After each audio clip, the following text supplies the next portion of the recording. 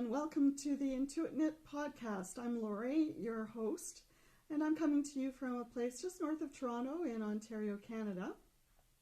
This is a podcast about knitting, spinning, and creative interests. So welcome. If you haven't been to this podcast before, I hope you enjoy it, and if you're returning, thanks very much. I've had a lot of great feedback from people, and I really do appreciate your comments. I enjoy when new people join our group.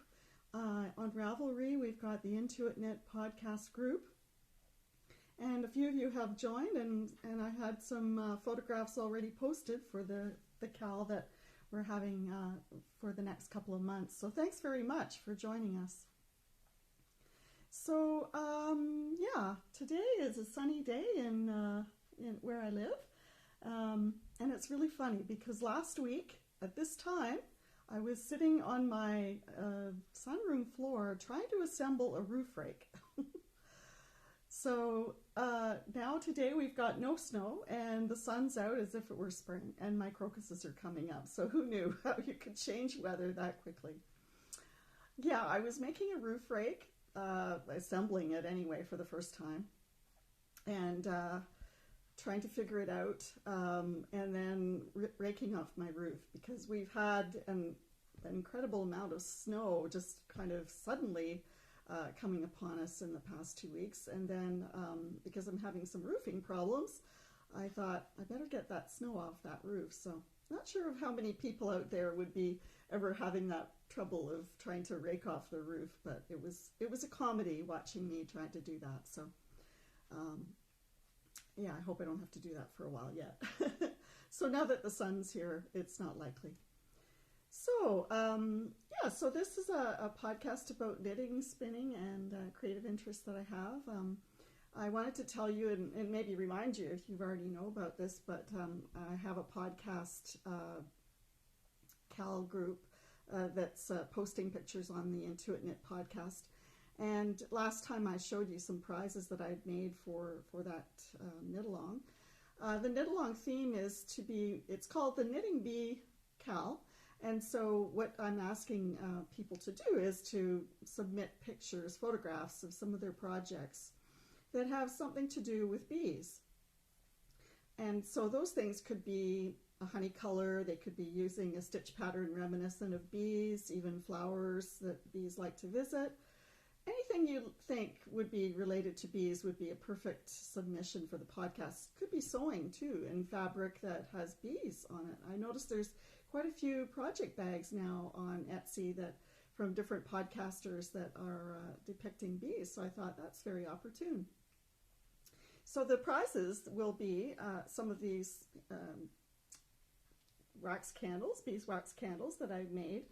And I was making some of these in a podcast several episodes ago, as well as some of the project bags that have bee themes that I've made too for the contest. So this one and this one, and there will be some yarn that's going to be generously donated by a local indie dyer, and I'm hoping that she'll come on my podcast very soon to give you the details of her yarn dyeing business and show you some of the beautiful things that she's doing. So she's agreed to donate some yarn for that.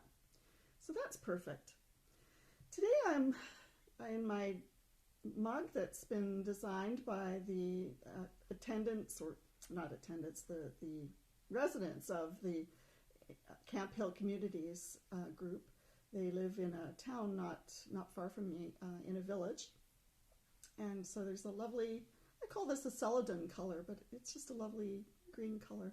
And today I'm drinking Twining's honey bush, mandarin, and orange tea. So yeah, I love this tea. It's really a mandarin flavor, and it's just a beautiful flavor, especially, I don't know, it reminds me of spring when I'm drinking orange.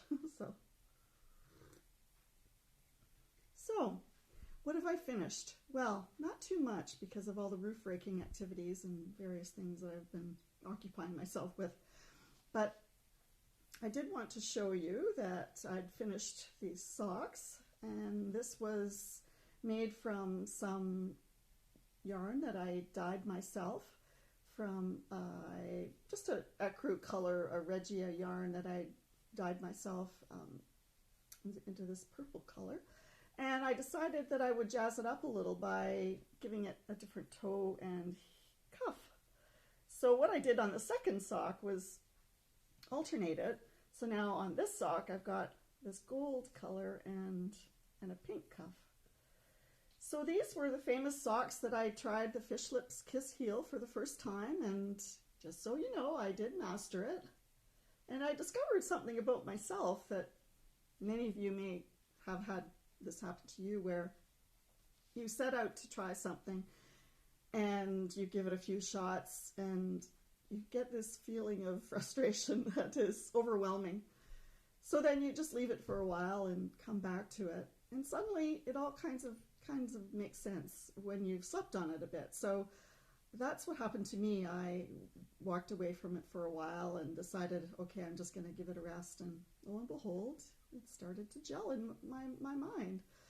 So it's just a reminder to me that, you know, I am capable of trying new things, and yes, I will feel frustration, but in the end it will all go my way. So that's a lesson that I've learned from that.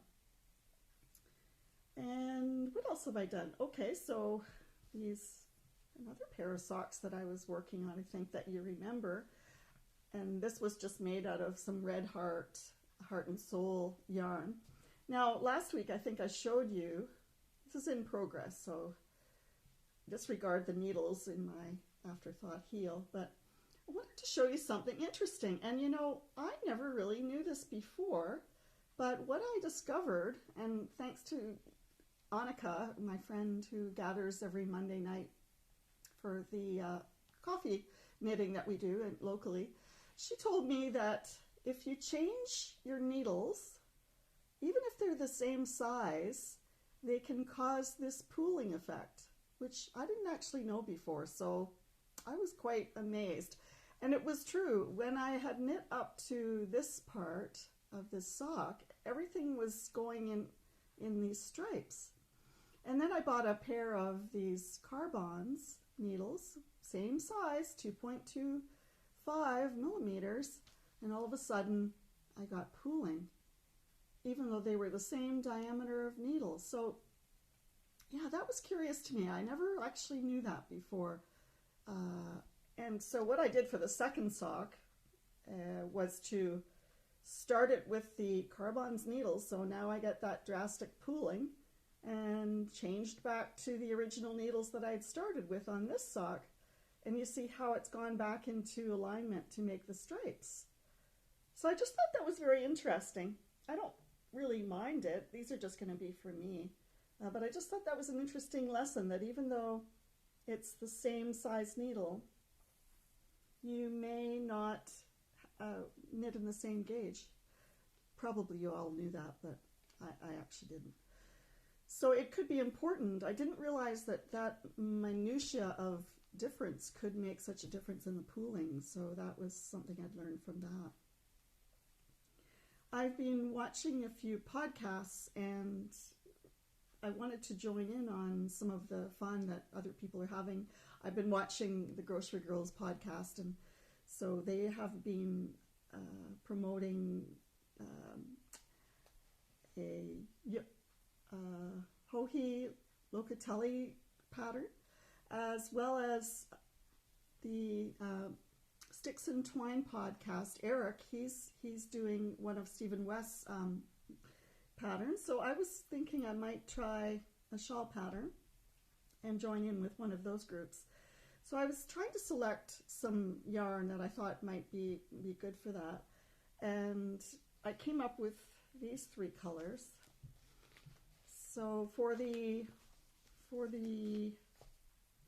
Stephen West's shawl, and all of a sudden I'm drawing a blank on what that is.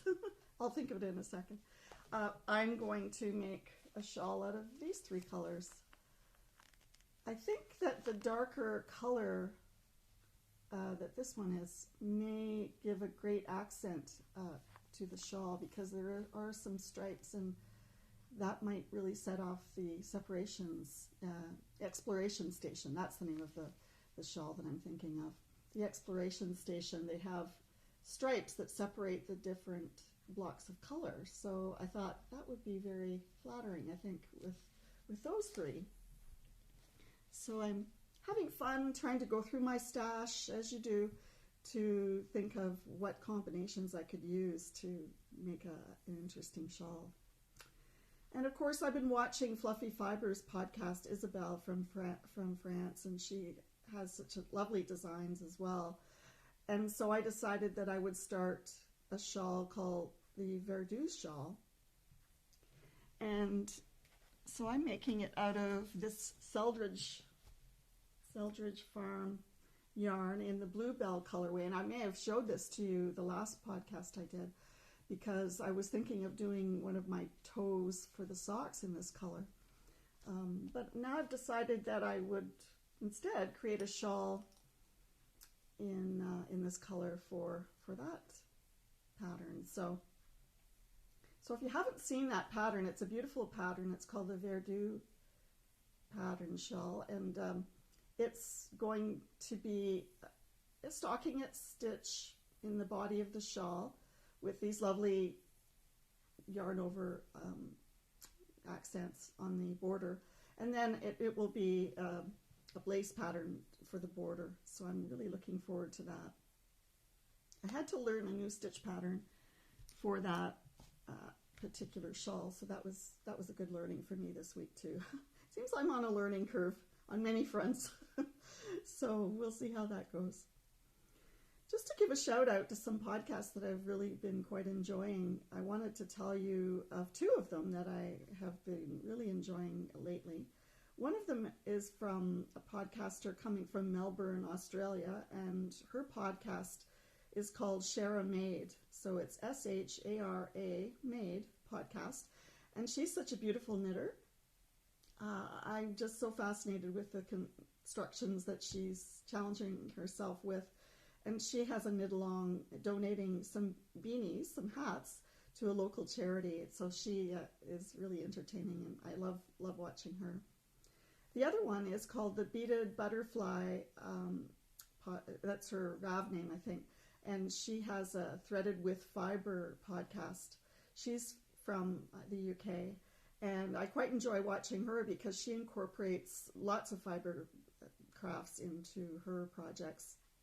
She's a very gifted designer of beaded objects, as well as a great knitter. She does a lot of test knitting for other designers. So give a watch to those two. They're really quite interesting podcasters. Okay. It's been funny because I'm new at this podcasting, and some of my friends and family have been aware that I'm doing this podcasting, and the fact that I had made the beeswax candles for the contest last time inspired my sister to think about how was I going to get more wax, because I regularly do these wax candles. So she lives near Port Hope, Ontario, and she was aware of a bee keeper that was going out of business. So she called me urgently last week to say, would you like some of his beeswax? So of course I said yes, because sometimes it is hard to get beeswax for some of the candles that I want to make.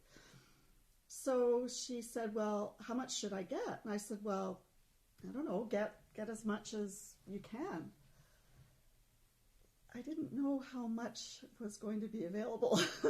So she came to my mother's place last week, and lo and behold, she bought me 20 pounds of beeswax that now I'm going to have to find a way to create into candles. So be careful what you wish for. This is the message there. But isn't that lovely, to get that much wax in one go? Holy smokes, I'm going to have to get a chainsaw to get that broken up into reasonable pieces to melt. So that's great. Now, I wanted to share with you this morning. I went up to a place called Coldwater, Ontario. It's just a hamlet, really, going north on the Highway 400 in Northern Ontario, towards Northern Ontario. And there's a beautiful fiber and yarn shop there on the way. It's called the Purple Sock.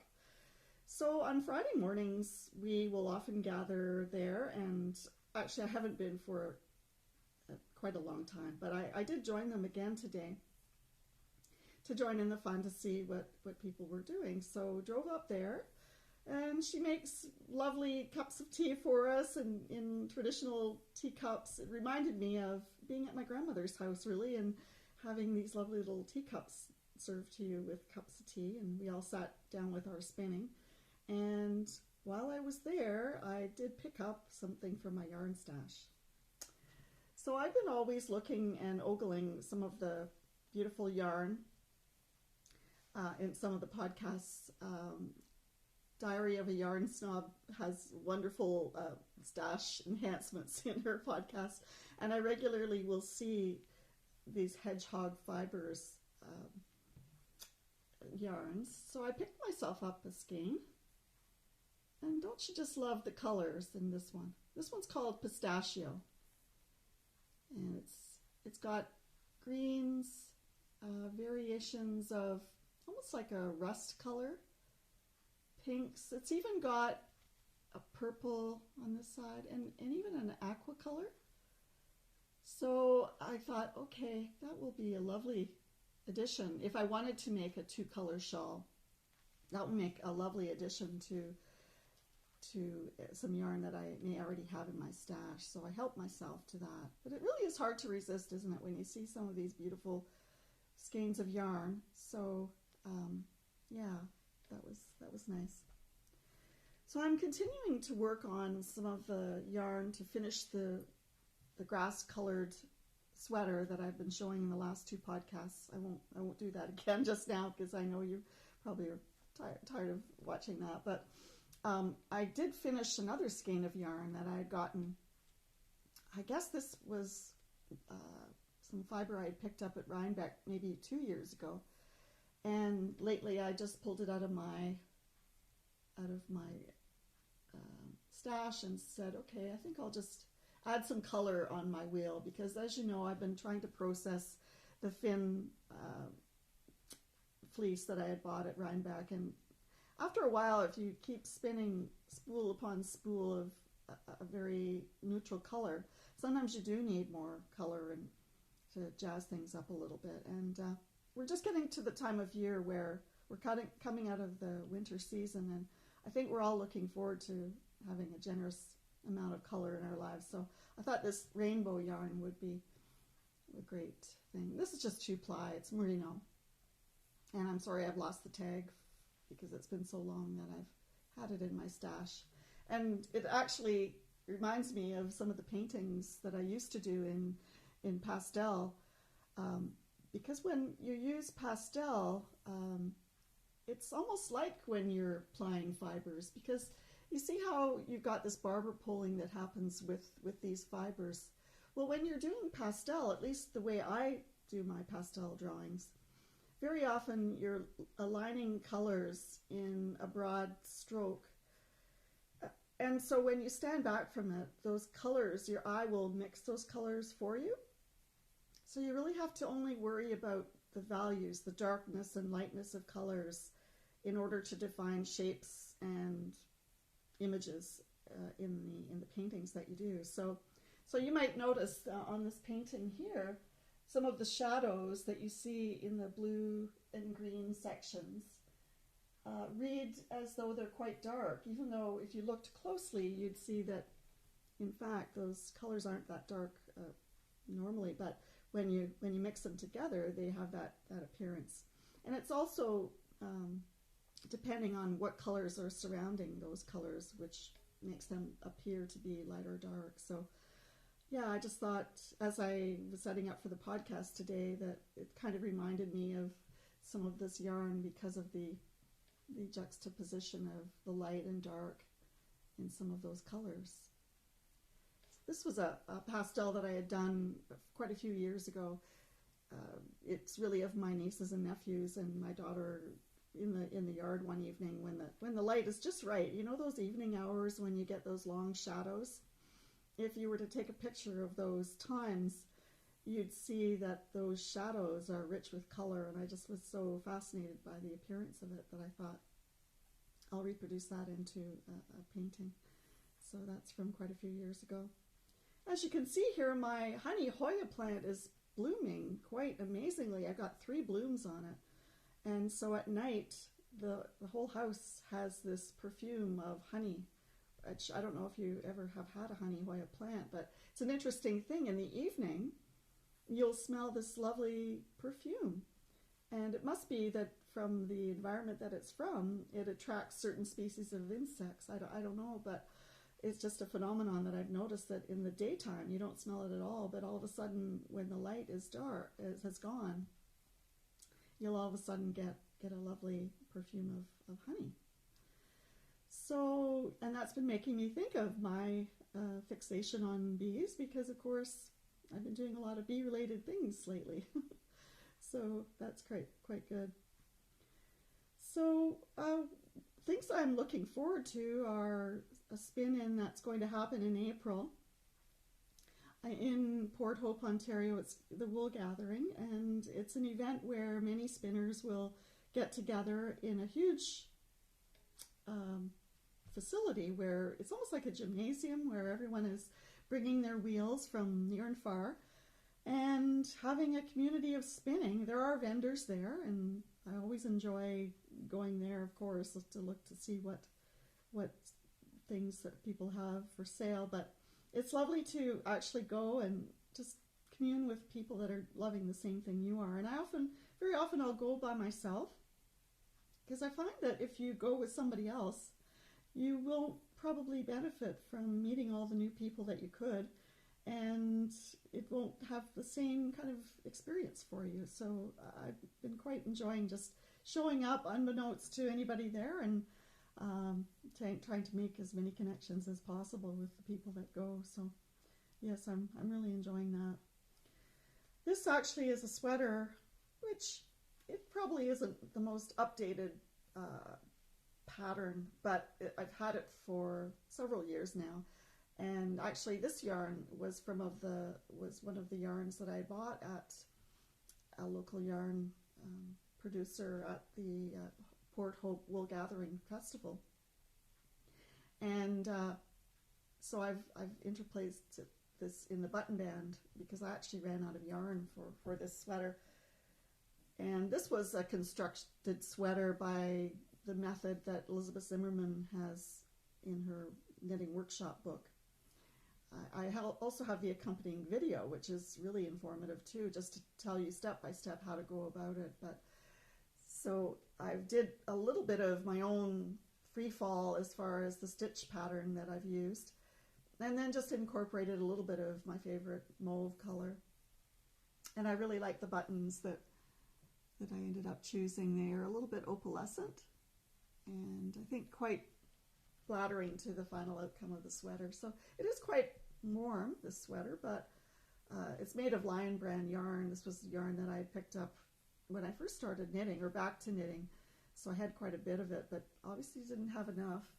And of course then when I tried to find more, they had discontinued that. So, and then I used some hand spun in the yoke pattern here. So yeah, I was quite happy with that.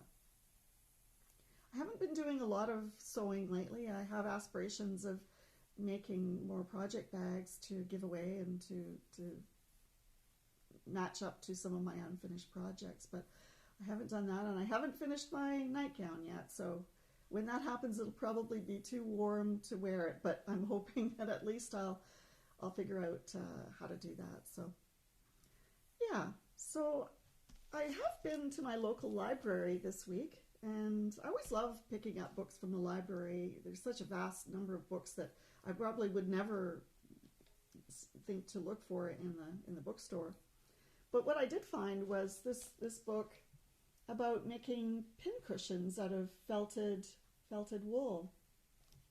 And probably Victoria of the Beaded Butterfly on Rav and of the Threaded with Fiber podcast, she probably would really love some of the stitch patterns here. But yeah, I just thought these were very, very beautiful pin cushions, and I thought I might try to reproduce some of them. I have so much wool that I had accumulated when I was doing rug hooking that I would love to find a project that I could use that would use some of those beautiful wools. It seems like they're just small discs that you can make, and the lovely hand stitching, I think, just is so, I don't know, there's just something so wholesome about seeing hand stitching, isn't there? And I just really love looking at some of those. These are some other photographs of some of the pin cushions that can be made. And truthfully too, you know, I've been hand processing my fleece, and when you do use those flip carders, many times you'll get these noils or pieces of fiber that actually aren't the greatest for spinning. So of course now I'm developing a quantity of these, and I was thinking, well, I would probably use those in making some pin cushions. So that might be a project that I start to do in days to come. So I think we've reached the end of this podcast. I generally only will do a half an hour podcast, and I have had some lovely comments from many of the people that have seen me on previous episodes. I do thank you very much for subscribing or liking me on YouTube. It means such a lot to me. I don't know if you can appreciate when you do make yourself vulnerable by podcasting like this, but it's such a lovely thing when people will find you interesting enough to spend some time watching. So I hope that you will come back next time, and I hope in the meantime that you'll enjoy some of the projects and crafts that you're doing. And so we'll see you next time. Bye for now.